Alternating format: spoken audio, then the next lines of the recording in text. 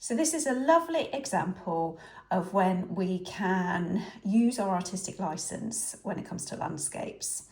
Clouds are lovely as a first step to landscapes because they teach us to use a bit of artistic license. They show us what freedom we can have with using a reference photo as a piece of inspiration for us, but actually moving beyond that and saying, actually, I don't need to use those colours. I like certain elements of this, but I can push some of those colours and I can make it my own. And clouds are lovely in that they're transient, so they move through the sky. They're not stuck there, they're not a specific object, they're moving all the time. So it doesn't matter if we forget some of these wispy bits or we have trouble getting some of the light coming through here. We can just have a bit of a play with it. So this is my example of having a bit of a play. You see how different this is to that reference photo. There's no greys or, moody, harsh tones in there. There's atmosphere through some of the purples, and then the purples and the blues are contrasting lovely against the more orangey, yellowy tones. So I've still got that warmth from that sunrise. So the sun's coming up and it's reflecting or bouncing within the particles within the cloud itself. So we've still got that lightness as well. So I've still got little patches showing through. It's not a constant blob and it's not grey. I think we can bring in grey. So we can bring in a cool grey if we wanted to and play around with it a little bit and darken it off. But I think starting from a base of a cool blue or a violety blue is going to give us a really nice feel to this piece. So if I just swap back in that reference photo for a minute, let's actually put that to the side there. Sorry, it's reflecting off my screen. You can see the difference between those two pieces. This one's inspired by this one. It's not a carbon copy. And actually on a piece of artwork, pushing some of those colours, bringing out some of the purples and the contrast and things, that's what we want to do, and that's what we want to have a bit of experiment with and a play with. So first thing to do then is to grab a cool blue, sort of purpley palette, yellows, oranges maybe, peach tones, pinks. Have a bit of a play with some of those colours.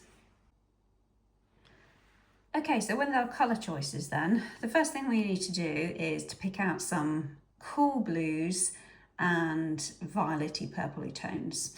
So these are a few examples from Derwent drawings. So that's what the test was over in the others on the left hand side here. So I've got a dark blue, a delft blue, polar ice, violet dusk, teal blue and soft violet, and they're going to give me my range of sort of purples and cool blues.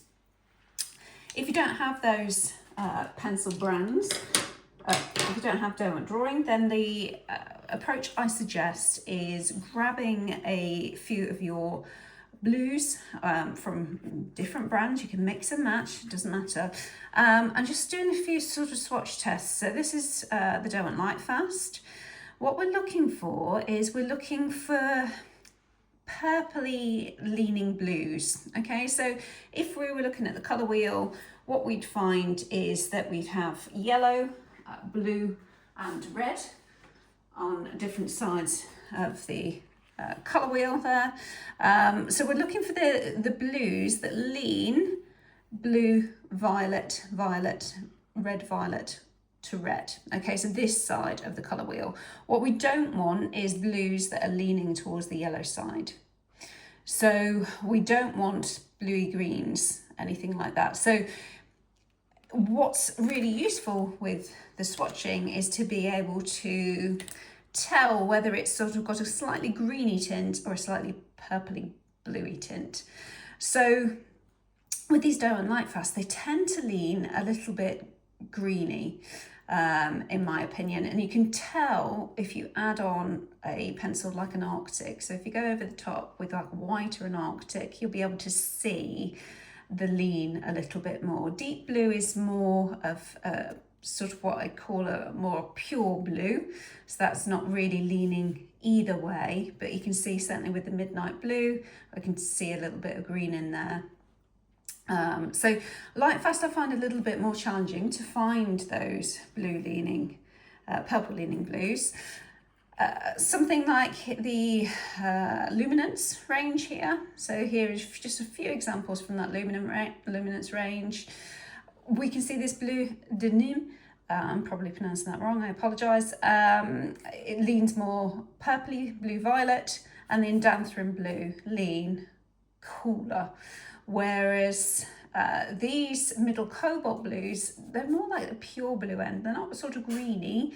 They're sort of a happy medium, but they're quite bright. So this middle cobalt blue, for example, is quite bright, but a light cobalt blue, maybe with a touch of a purpley tone with it. Maybe even bringing in something like an ultramarine violet on top of that light blue is going to give us that cool blue feel. The Prussian blue leans more greeny.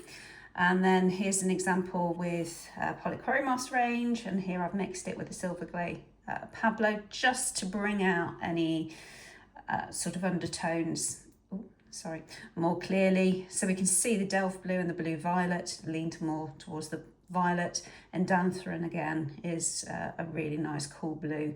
These on the other side here are a bit more vivid, so they're a bit brighter. We don't really want to take it too bright. The ultramarine actually is quite a nice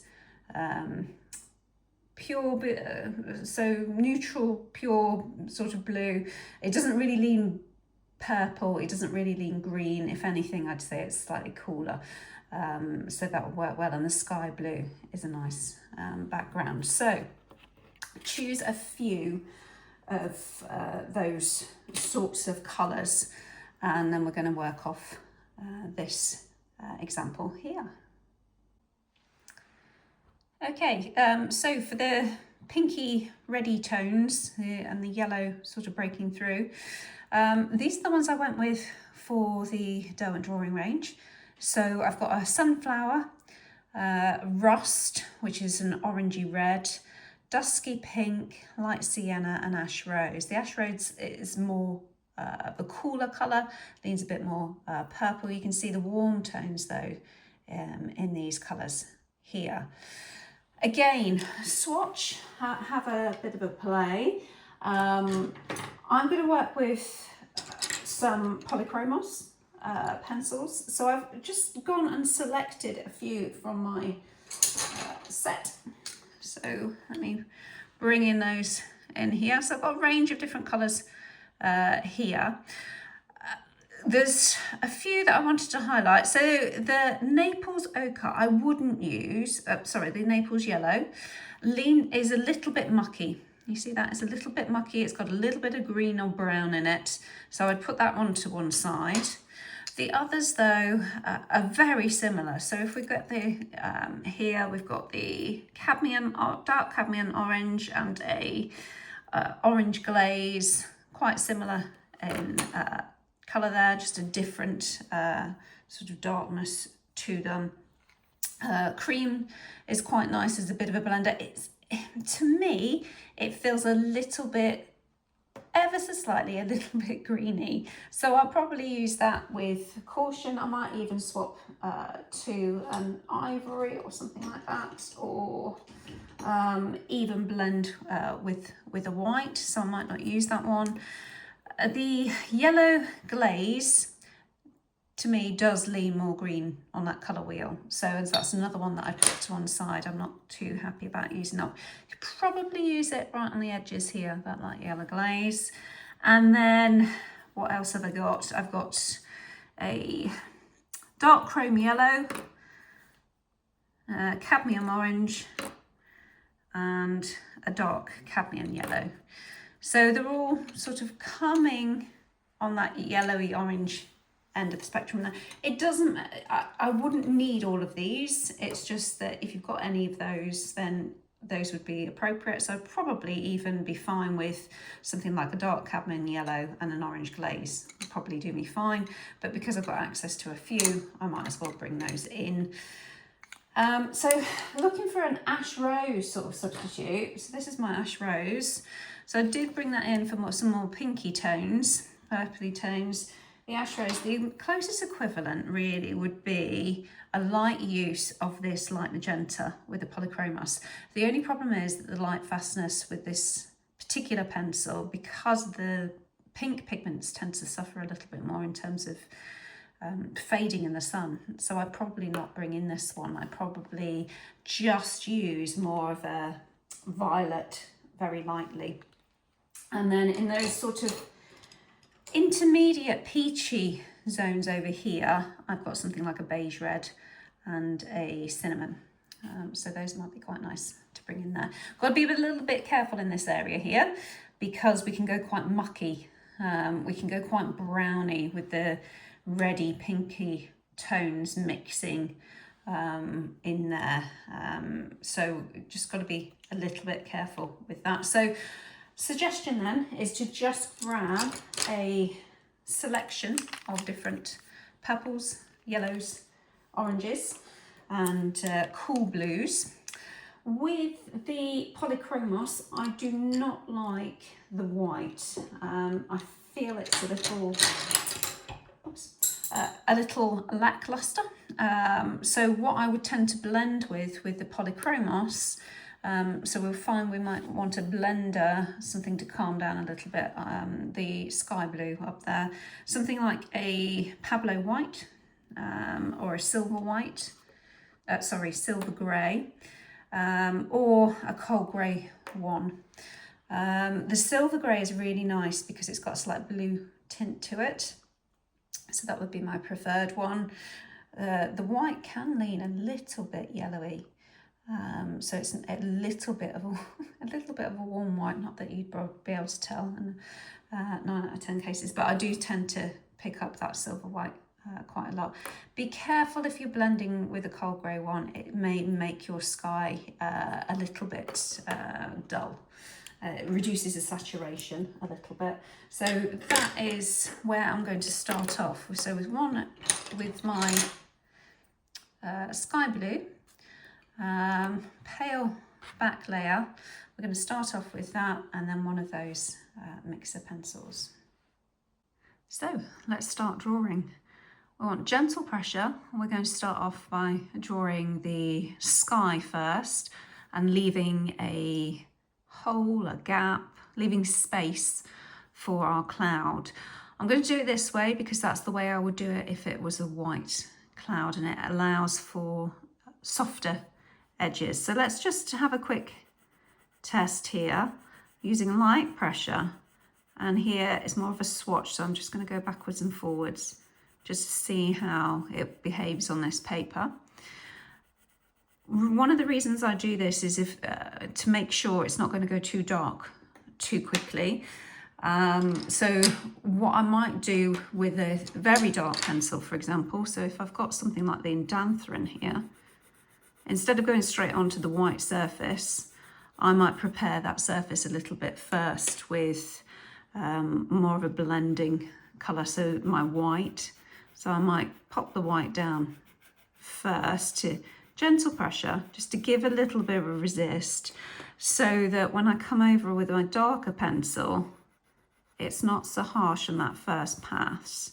So I've not got so much difference between the pencil that's on the top of those fibres versus the sort of pits that are showing those spaces between the fibres. Makes it easier to lift off a dark pencil as well. With the sky blue, I don't think we've got that problem, so we can go straight in.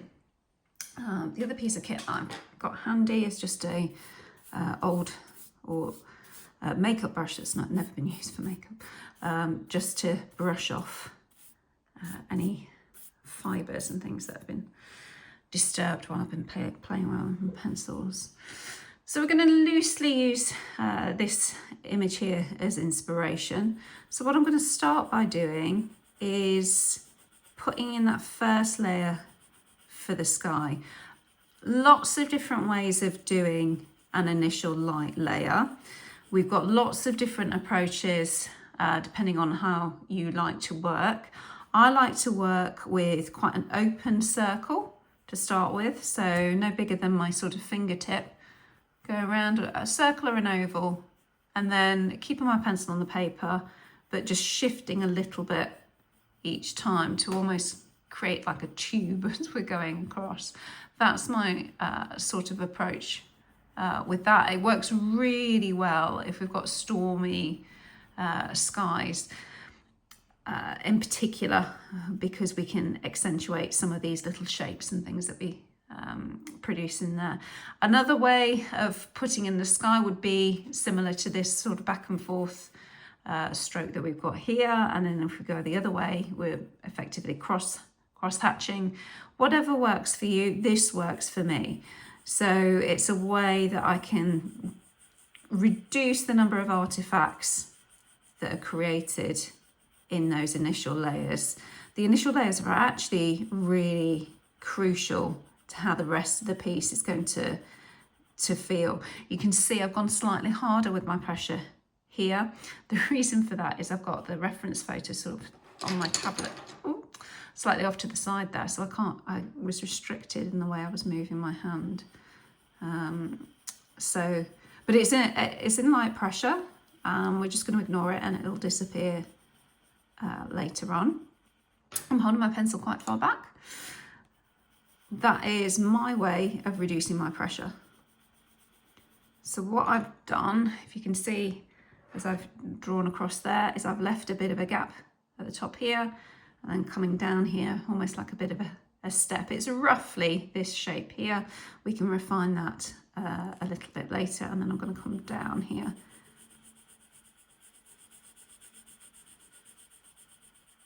I have to will myself or think very carefully about slowing down this stage. I'm not terribly patient. I like whacking down the first layer and then getting into the juicy bit, into the more exciting bits of that drawing. But I know that this is actually a really crucial stage for me. So this is the stage that I can't walk back from. So if I go in too hard now, so if I got these sort of artifacts down here from the sketches in here, it's just going to make the process an uphill battle for me. It's less enjoyable as I go through. And really, that is the key for me, is enjoying what I'm doing, whether I'm narrating like this and talking through what I'm doing, sharing it with other people, or whether I'm doing something for me. It's actually really important that I enjoy it first and foremost. The last thing you want to do is to listen to me if I'm not enjoying what I'm doing. It would be a really, really painful video to watch. So yeah, I'm sort of sticking with those circular approaches. They are quite big, and now hopefully you can't see any of that sort of tube structure that we saw first of all. So if I demonstrate down here again with a darker pencil, so that's the sort of approach that I'm using as I'm going around.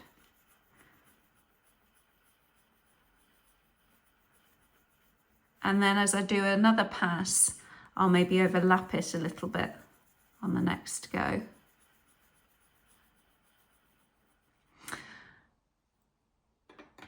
So I've got maybe a couple of really light layers. It's still mainly, the blue's still mainly sitting on the top of the paper.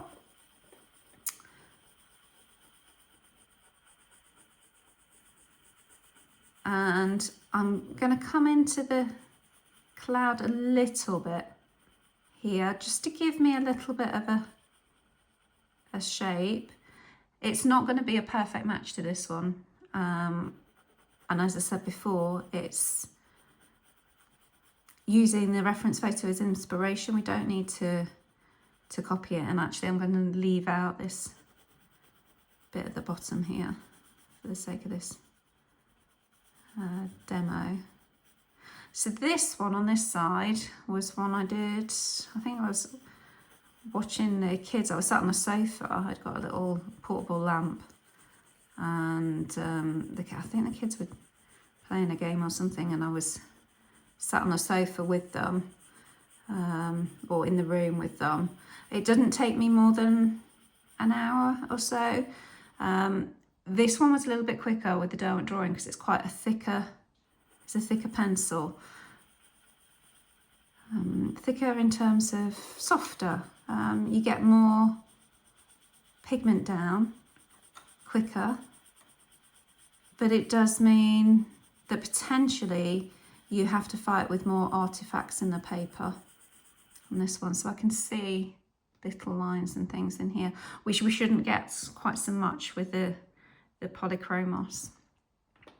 So in terms of mixing that down a little bit, how do we go about smoothing this off? Really, it's just a case of layers. Mentally, and I don't know how much difference it makes, it feels nice to me to just go over and get some of that looser pigment and move it around a little bit with a white. So either a white, you can use the Polychromos white if you want to, or another white, or I'm using the Pablo white, or indeed this silver grey. So you could use the silver grey as well. It's going to dull the sky down just a little bit. I'm choosing a Pablo with a Polychromos because Pablo is a hard pencil as well. So hard, you can feel it's a tiny bit scratchier on the paper. It doesn't transfer its pigment quite so readily. So I feel that I've got more control over how dark each of my layers are. I find working with the harder pencils is easier to combat my desire to work quite hard. So I tend to have quite a hard touch normally. Different ways of combating that. One of them is to hold the pencil quite far back. I think when I first started, another way of dealing with that to train me is to lift the paper up slightly. So if you lift the paper up slightly as you draw, you can't put hard pressure on it. Another one was to support the paper, say from underneath with a book, so it's an angle, but if you put too much pressure the book would move. So that kind of fear of your drawing moving is another way of lightening off that pressure.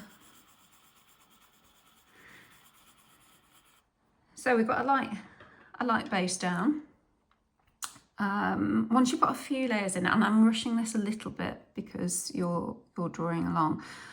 If you've got another half an hour, I would spend another half an hour and just gently going and laying down a little bit more pigment. If you want a graduated sky, what you could do, so if you want it to go from dark to light, you could bring in something like this Indanthrene blue at the top. Super light pressure, so really barely skimming the surface pressure now, because it's so dark and we don't want to create those sort of artifacts in there. So I'll just do one layer of that sort of coiled snaky thing at the top. Okay, and then when you'll think you're ready to sort of move on, what I then start doing is holding your pencil at more of a upright angle. So we've been working at quite an oblique angle at the moment to make sure that we've got that really light pressure. We've got quite a lot of surface area here of the core of the pencil against the paper.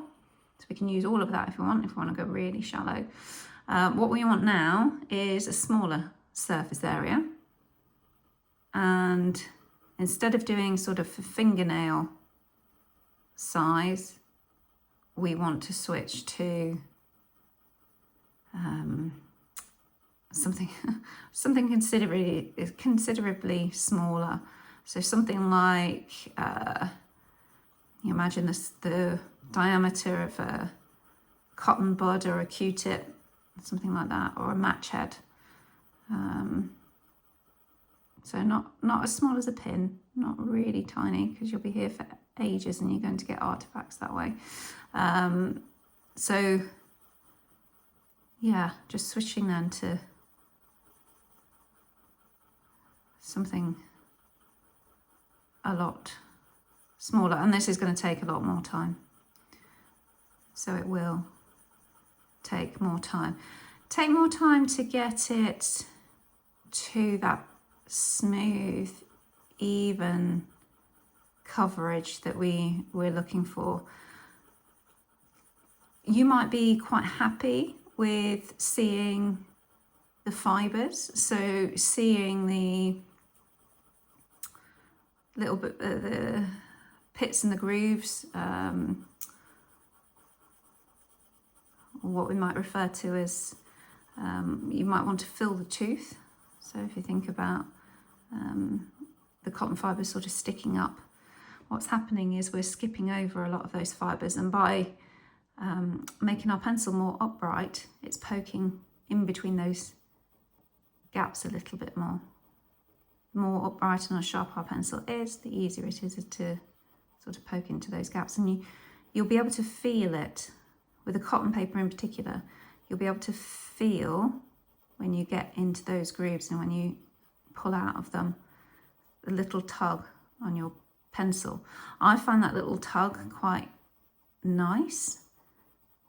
As that little tug means that the paper is working with the pencil to pull off some of the pigment and keep it for me. And with the cotton fibers on something like this Stonehenge paper, because they're sort of sticking up and because the pigment's being caught by those, then when we swap to another pencil, say our white, we can push it into the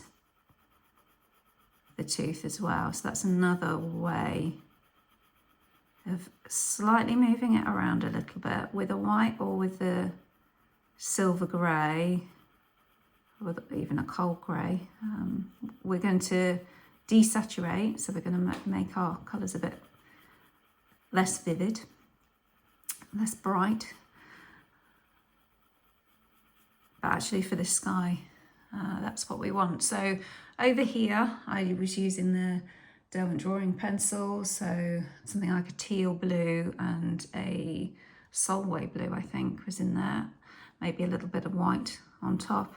You can see I can achieve a similar colour with the Polychromos. If I wanted to bring out more of the violetty tones that I see in here, I can do that.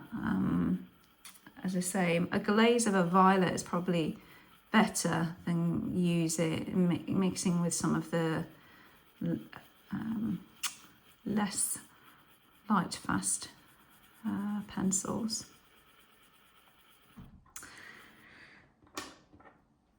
So I'm of two minds whether it's useful for me to carry on narrating through all this, because I think this is something that you guys can do by yourselves. So I might chop the video in a minute and see you on the other side. Now, before I chop that, before I stop recording, let's just talk a little bit about how we're now approaching the gaps that we've got for the clouds. So over on this side, we don't need so much of a harsh gap. So I'm going to start coming in a little bit and putting in some of those shapes. I'm leaving some areas pure white at the moment because I don't want my yellow touching those areas at all. I don't want my yellow touching any blue at all. It can go adjacent to it, so it can go right up next to it, but I don't want them touching, so I'm going to be really careful about leaving that gap. Anything we've got purple in, because we're using a purple leaning blue, that's going to be fine. That's going to be absolutely fine. So all I'm doing now is just softening what I call those transitions between the cloud and the sky, and you might think at this point you're losing your cloud entirely, but I promise it'll come back. So the most important thing is to leave those yellow bits. In fact, if it helps you at this stage, you could maybe pop those yellows in. So you can maybe mark some of those yellows in. If you're brave, you can go straight in with something like a dark cadmium yellow. I've got a bright yellow. Yeah, I did say I didn't want to use my light yellow glaze. Let me do a swatch down here. So this is my cream.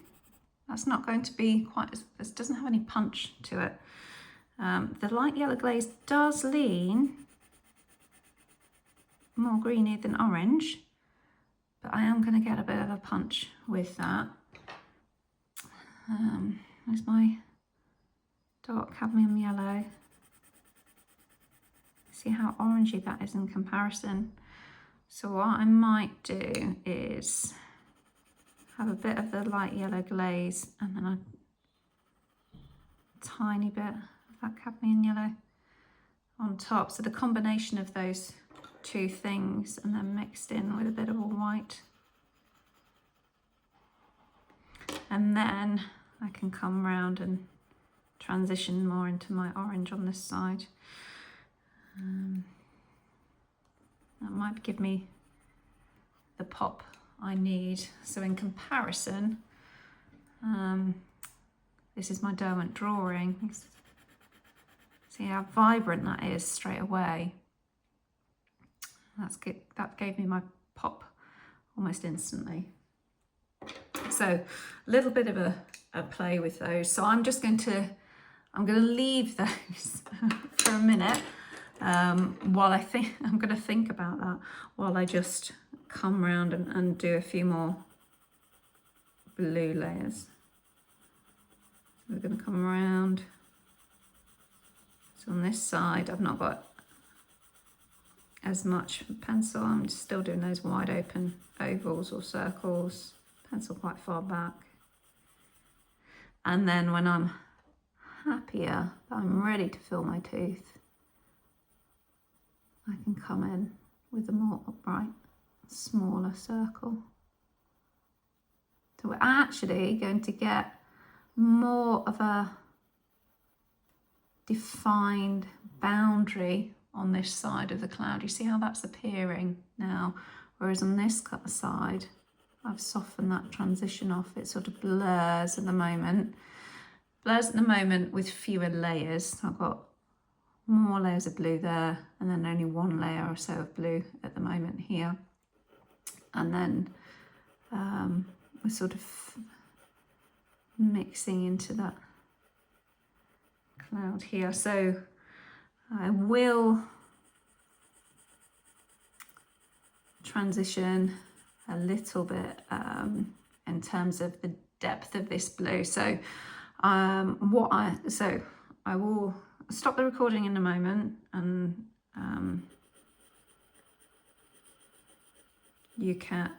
catch up with you a little bit later. What I'm going to do is to keep this quite dark at the top here, and then maybe bringing in a bit more Indanthrene blue, smoothing it out a little bit, alternating between my sky blue. My white's working okay. Might swap. I don't think I'll use the silver grey anymore. I don't think I need that. So my white Pablo and my sky blue are going to be the only pencils that I'm going to use for this next bit. And I'm just then softening everything out, filling up the tooth a little bit more, taking any loose pigment that's on the top here and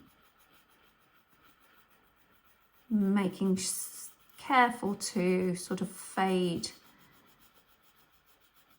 into that cloud. Okay, so that's 10 minutes or so sped up when I was working on this sky. one of the advantages of working with the Derwent drawing is they've got some really nice, really pale tones. So pencils like the Arctic and the teal blue are really nice, and quite faint. Can give us a really pale colour coming out. I'm trying to find those. So I can get a nice glaze of quite a cool colour coming over that. Cannot find the Arctic here. You see how pale that is. So if I go over this with an Arctic and then maybe a little bit of teal blue, then I can get quite a pale shade. We don't get the similar pale shades really in the Polychromos.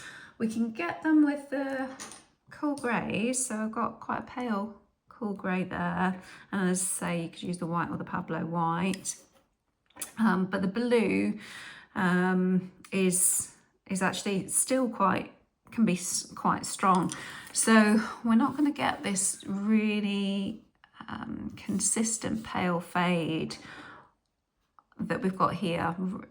So I've gone a little bit darker with this blue to give me again that transition. So everything's just gone a little bit darker on this one. So I popped in some Indanthrene blue on this.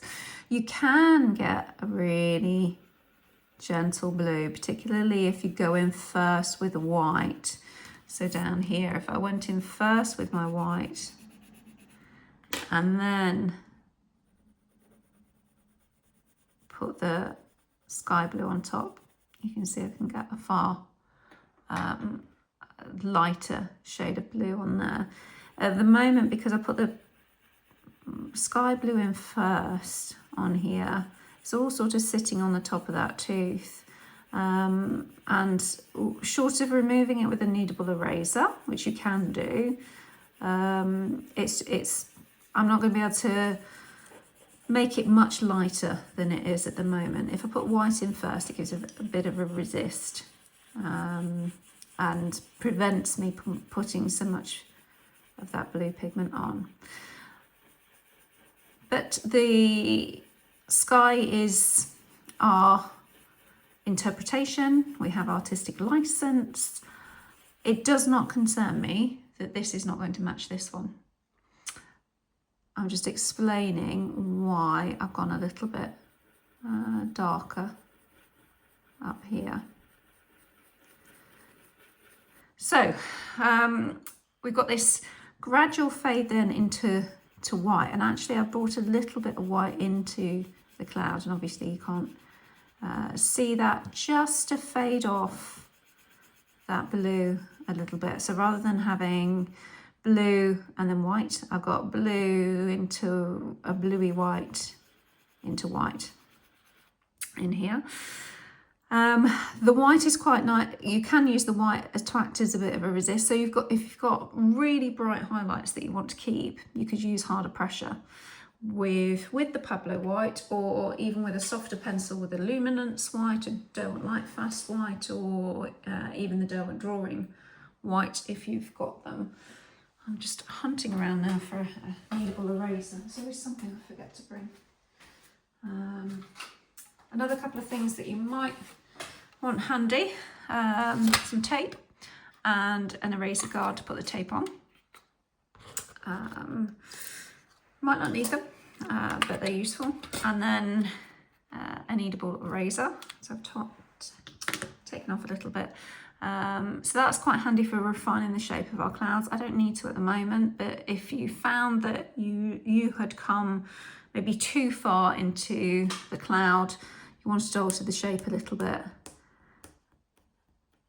you see how you can dab out and create more natural looking shapes for that cloud. So we might use some of this in a minute. So we've got, there's no right or wrong way of doing this, I think. So you can either go in with the yellows or you could go in with the blues. I think I'm going to move into from the blues, leave the white areas at the moment, and then put them in with a bit of a pop later on. So I'm going to bring in my Indanthrene blue and just working on the darkest areas. So remember, whatever I put down is going to be harder to remove. It's going to leave a few sort of shapes and artifacts. So I need to be quite confident that that's where I want them. I'm using really light pressure, and you can tell I'm using the really light pressure because I'm holding it really far back and I'm holding it quite loosely. So I'm just putting my thumb on top to stop it going anywhere, but that's the sort of pressure I'm using for this. And then I'm just creating a sort of S shape or a little bit of a step here. So I'm trying to mimic that sort of shape coming up there, and then I'm going to have another one sort of sat on top of it a little bit. Clouds are, I've said it before, clouds are wonderful because you have this artistic license. You can also see all sorts of different shapes in the clouds. So you can make your clouds look and see anything in there. I quite like these sort of flowing shapes because it gives the cloud a bit of movement. So I'm keeping those in, and that's why I'm keeping them in, because I think it's going to add a bit of dynamism, a bit of a bit of movement in there. And you can see I've just loosely connected some of those shapes as well, and then maybe I'll come down here. With the cloud, you want to leave some almost white space, at least until the end stages, because it gives it that sort of lightness. So we want to work with the paper here. I'm going to swap now to my sky blue. I don't want to lose what I've got. I'm just softening those edges off a little bit. So I'm moving out a little bit wider than those initial marks that I made down. I'm using light pressure, and if it's not making a difference, so if I'm not transferring any pigment, then I'm increasing my pressure ever so slightly.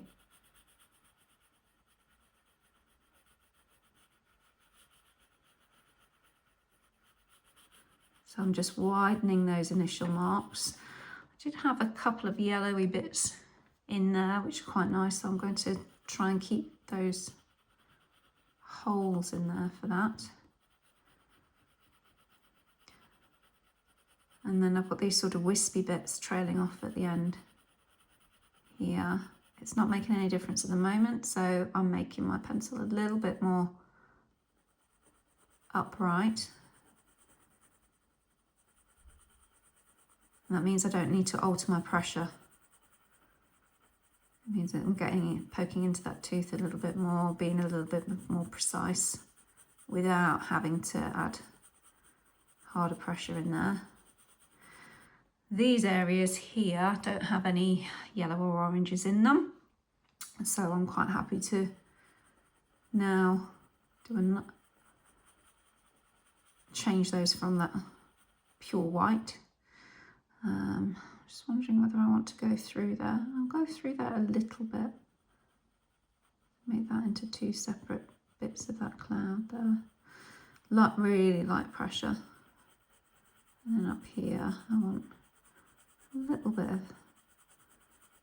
yellowy bits showing through, but not too much. So the sun obviously is coming from, so it's sunrise, this one. So the sun was rising up here, coming up in that direction, so it's going to hit this side of the cloud, so it's coming in from the right. So I don't want any sun on the left hand side of that cloud really. And then smooth, blend it down a little bit with the white. Smooth those transitions off. So transition meaning the area in between the white and the blue. I don't want a harsh boundary. I don't want one to start and the other one to stop. I want to not know where each of them are really.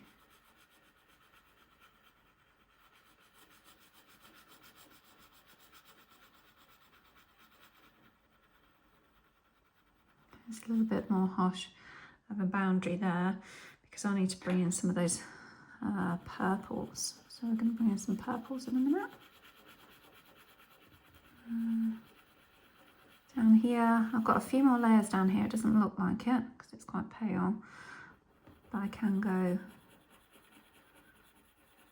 a little bit harder pressure down here. I want to. So what we're mainly doing is grabbing any loose pigment that's on the top of those fibres, pushing it into the grooves. We're not burnishing, so burnishing would be where you're sort of forcing the layers together to squash them to make a new colour. I'm not against that, but if you do that, that's got to be the last thing that you do, because you might be able to get with a sharp pencil a very dark detail bits on at the end, but other than that, you maybe a faint glaze of something, but you're not going to be able to work with it anymore, and I just find it a bit harsh.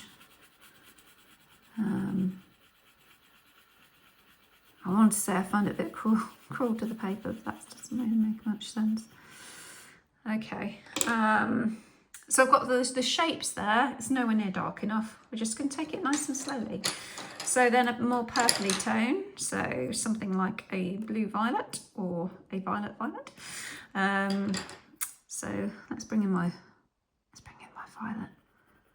Don't need to use 100 colours unless we want to. So I'm going over those shapes again. I can fade a little bit off into this highlighted area up the top here. So that's probably the first layer other than white that I've got of colour down there. It's a bit pinky in the example on the left. So I could bring in some pinks if I wanted to, something like a pink Madder Lake. Be nice.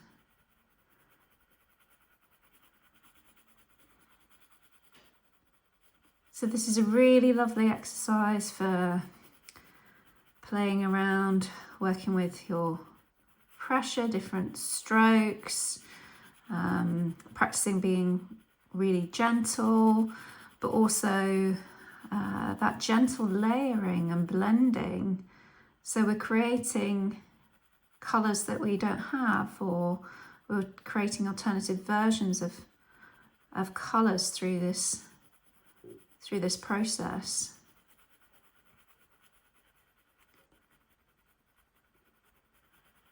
So different ways of working with colour pencil.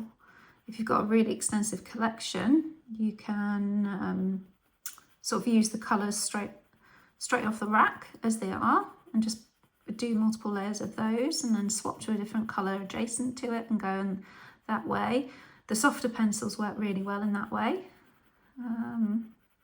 With the harder pencils like these Polychromos ones, they are ever so slight, they're less opaque, so you can see through them a little bit more.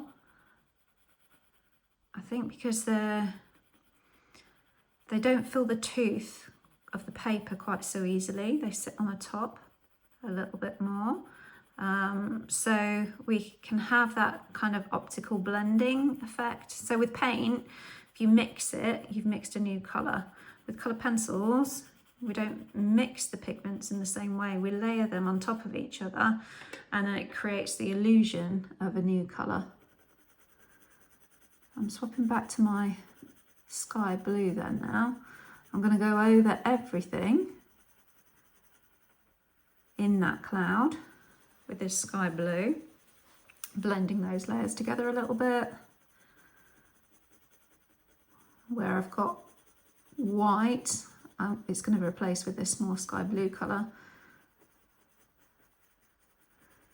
And then when I've got the Indanthrene and the purple, it's just going to lighten them off ever so slightly. You can see I'm sort of following the shapes that we created earlier. I'm doing those circular shapes that I've been doing all the way through. Because to me, I think, if we think about the air and the sky, sort of the atmosphere, it's not a sheet, it's not a back and forth kind of sheet. It's moving, it's, yeah, certainly more rounded strokes seem more intuitive to me to use than harsh back and forth.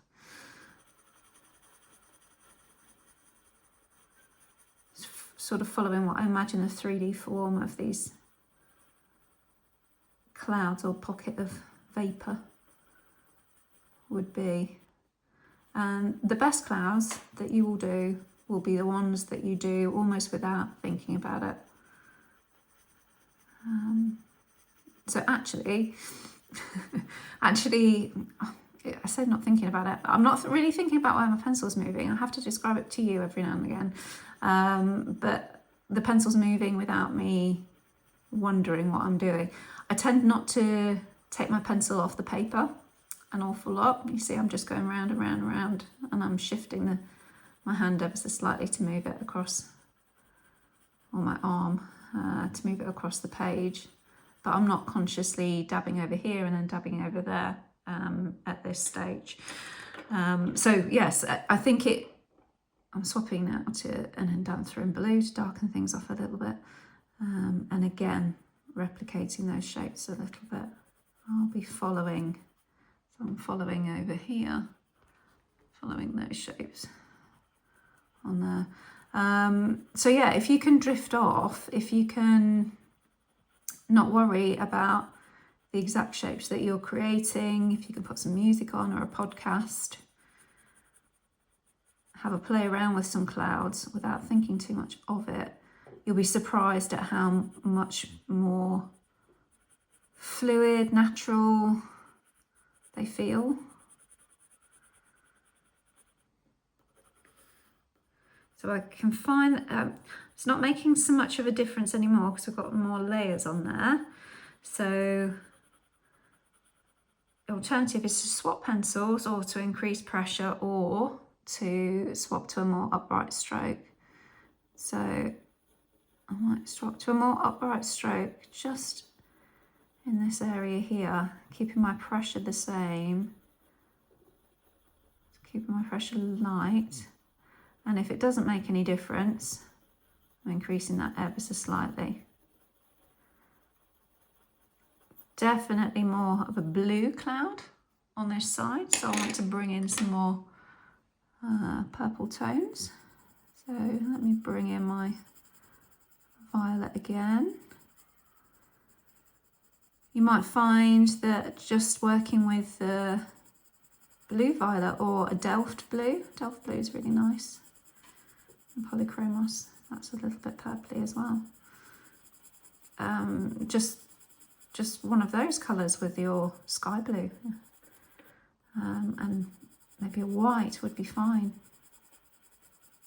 up until this point.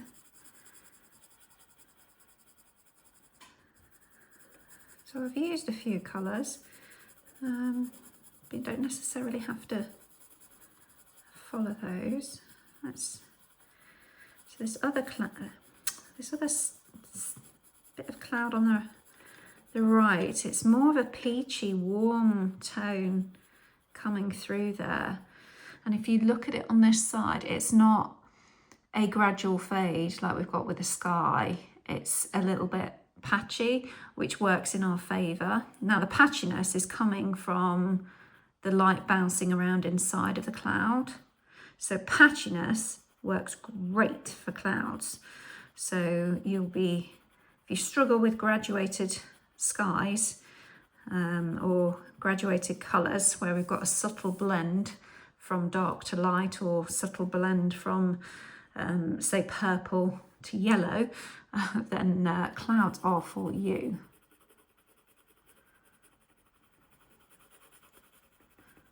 Right, so it's more of a glaze that I'm doing now. I am going backwards and forwards a little bit on this. So I've got quite a lot of layers in there. I've already established the texture through the roundy stroke. And all I want to do now is kind of quickly put in a bit more purple.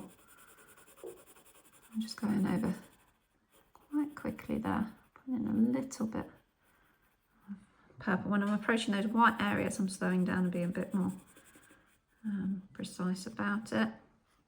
So that's my violet. Oops.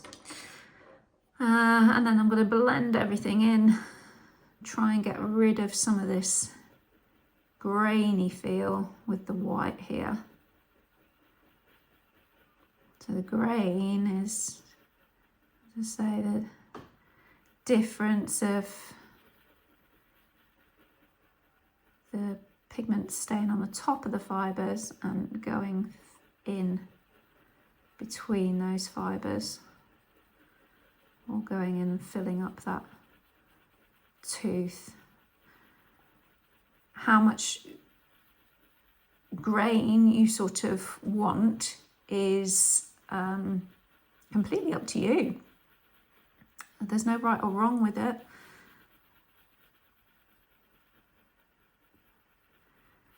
I think to successfully get that smoothness, you can either burnish and use hard pressure, swap to a softer pencil, or just take your time. So the longer you're happy to sort of sit here and go round and round, the more successful, the more pleasing your cloud will be in terms of that sort of smoothness. But actually this, I don't mind some of that texture, because a cloud isn't a smooth object. So actually some of that sort of pitting is working in our favour. So I think we're getting a nice cloud coming out of here, which is great. I've lost a little bit of some of my shapes coming through here. So Indanthrene blue, pop those back in again, gentle pressure.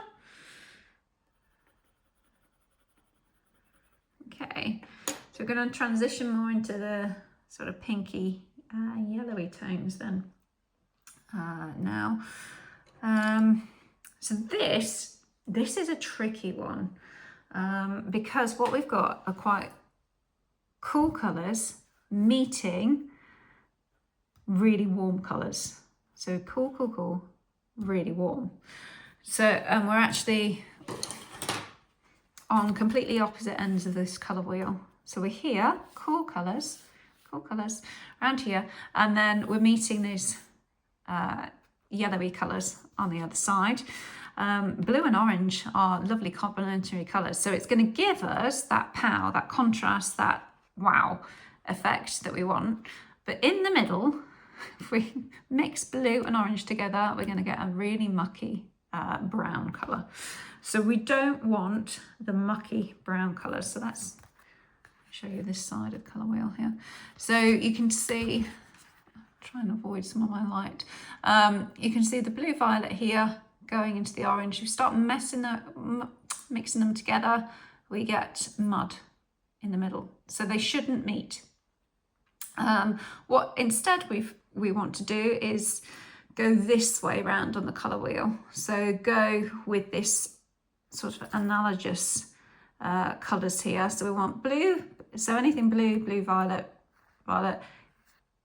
If we merge our red violet with the red and then into orange and then to yellow, we go that way round, then we should be fine. So we need a kind of ready buffer. So we need to go from our purpley colours, so blues to purples to reds, and then into orange. If we try and bypass that middle stage, we're going to get into a mucky mess. Having said that, I've not got out any. I did say that I didn't really want to use this pinky colour for my Polychromos. So let's go for something like a pink meadow lake instead. So this is going to be our sort of buffer. So we've got a purple there. So if we think about how we're moving across this piece, we've got some sky blue and Indanthrene blue, purple with the violet, I'm gonna have some pink Meadow Lake. And then really we should go and have more of a reddy tone before we get to that cadmium orange. Excuse me. I'm not too concerned about that. We could bring in a red if we wanted to, even scarlet reds. So the pinky tone here versus a cool is quite cool, and then these are quite warm colours. So it's almost like we want something, another buffery colour in between, maybe something like a pumpkin red. You see how that one's not quite so bright and vibrant as this one, so we could use something like this Pompeian red. Would be quite nice. I wouldn't worry too much about it. It's only going to be a very little amount in there. So this is my pink Mad Lake. I'm holding it really far back so I get very little of that in there. Very little in terms of very light layer. I'm in a zone of what I'd call a zone of safety on top of that purple, on top of that blue. And then when I'm going into the white, I need to be careful I don't go too far over. I can bring some of that pink in where I thought I might bring some yellow in. This pink is a little bit cool, so it's not ideal if it mixes with a yellow, but it's not the end of the world. What we really want to mix with a yellow is an orange, but in order to get to the orange, we're sort of going into a red. So my Pompeian red, just a little bit in there. I didn't use so many colours for the Derwent drawing. As I said, I used a kind of a rusty colour in there. Actually, I did say, what did I say? Yeah, we don't need to use the red. We could use a cinnamon. Yeah, that's nice. So let's use the cinnamon instead, and then maybe a beige pink to mix if we wanted to. A beige red, sorry. So it is a little bit experimenty.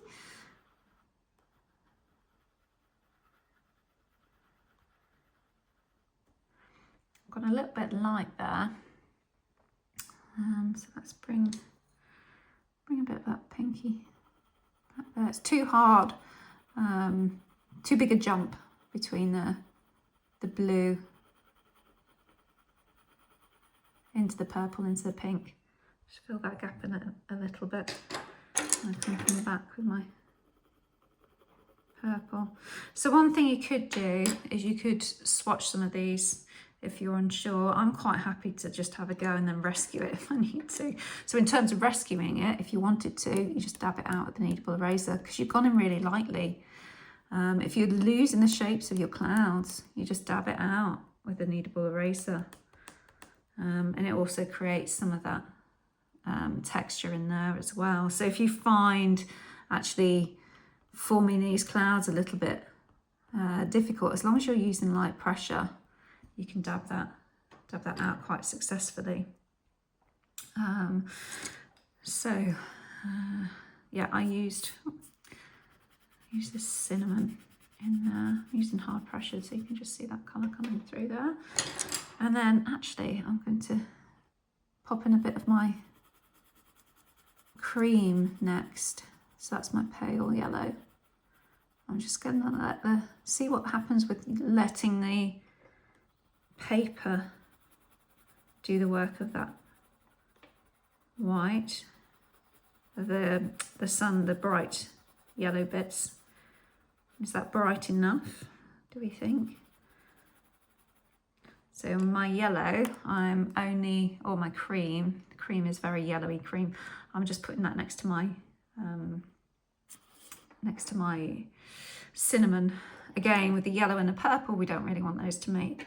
They're going to give us a mucky colour as well. What we got here? Orange glaze. Come around here. Gentle pressure. The orange glaze is quite happy to touch the cinnamon and that cream.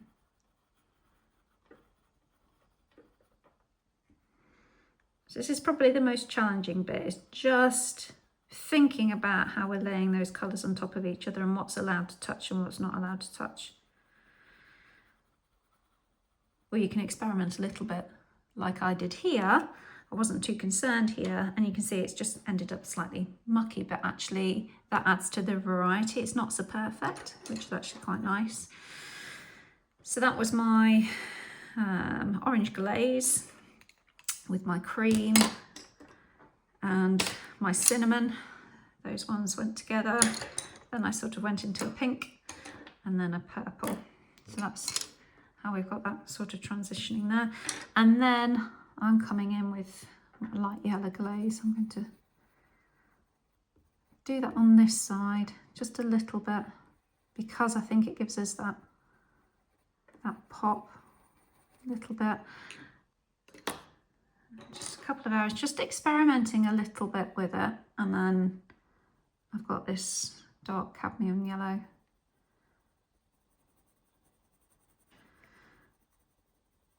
So really what I'm doing is I'm almost swatching on the paper a little bit here. I did do a few little tests down here, but I am experimenting a little bit on the paper. I did want to pop in a little bit of yellow here, but that's actually quite tricky, avoiding those blues. So I'll do that really gently. Okay, so those are my core colours then. Those are working really nicely. And then it's just a case of rotating through those. And before I go through those colours again and layer up again, I'm just going to soften those transitions with a white. I'll give this a sharpen actually. So.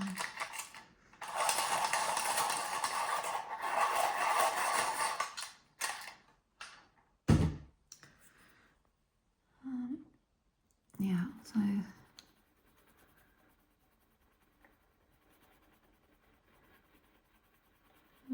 it's going to help. I'm not burnishing, so I'm not using really hard pressure.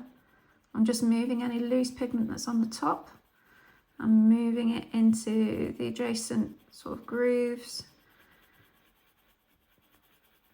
and helping to blend those layers together ever so slightly. So we've got lots of loose layers at the moment.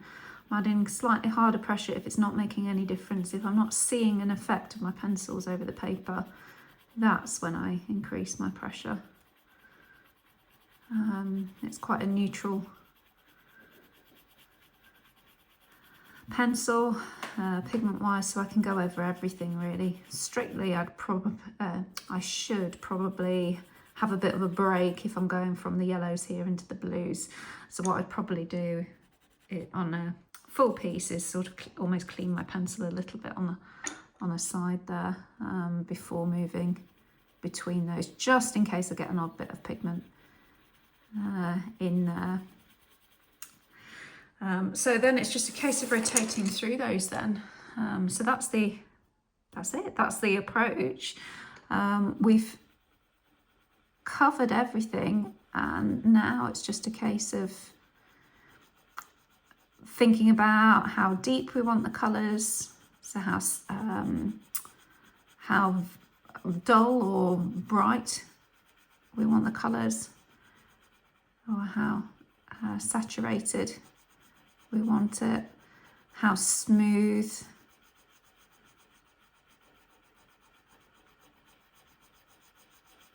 So do we want to see some of that sort of graininess coming through? Do we want to get rid of all the tooth? So I'd probably put down some pencil and then with a colour, and then come over on a white, knock it back a bit, and do that sort of back and forth dance. So if I wanted this bit to come a little bit darker, I know that I've got this nice safe transition-y colour here, this cinnamon.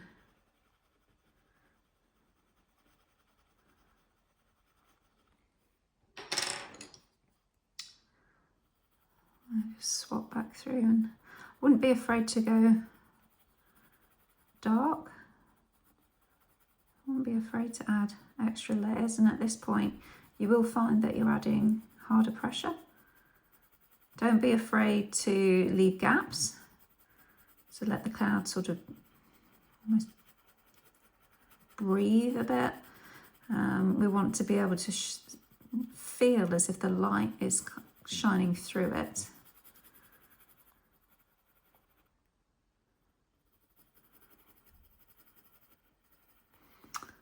Wispy bits at the side, I'll probably add those in now at the sort of end. So with the darker pencil, just fade it off a little bit, and not be too, don't worry too much about the shapes or anything, just sort of gently fade it off. And if you end up fading and it's all sort of going in the wispy bits are all going in a similar direction, that's going to help in terms of that sort of flow as well.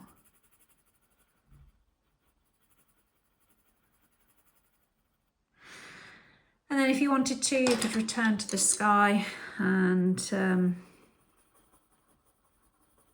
either darken that off or fill in some of those pits as well, so that at the end stage then it's just a case of more layers, filling it out a little bit. Have a play bringing in some of these colours as well. See what happens when you bring in a little bit of this pink on top of the purple here.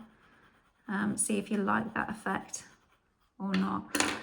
With the tape, if you've got the tape, if you wanted to, you could add in some more brighter whites. I don't need to here because I've left them. But if you lose your edges, let me artificially sort of lose them around here. Think about that. Bring that down there.